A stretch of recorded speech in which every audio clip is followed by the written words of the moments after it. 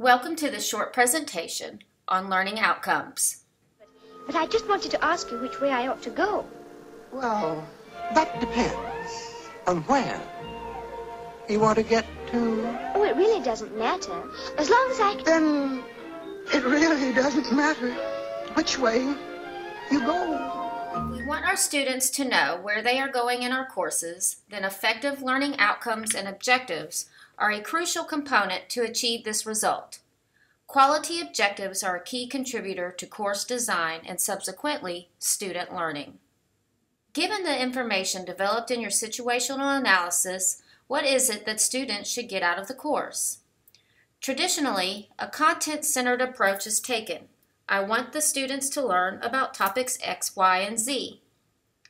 Although such an approach is easy and natural, it generally results in the type of learning that, while important, is seldom featured when teachers are asked, what would you like the impact of this course to be on students in 2 to 3 years after the course is over? Or, what should distinguish students who have taken this course from those who have not?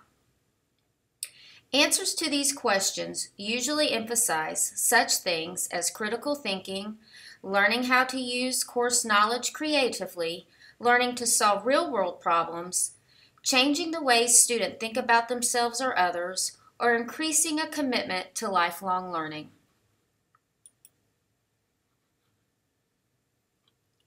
After a number of years devoted to the study of faculty responses about what constitutes significant learning, Fink developed a taxonomy consisting of 6 major types of significant learning.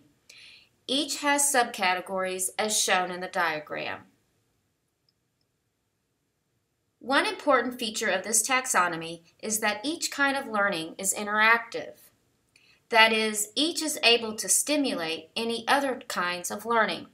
For example, foundational knowledge may stimulate creative thinking, which in turn may stimulate connecting ideas, encouraging one to learn about themselves.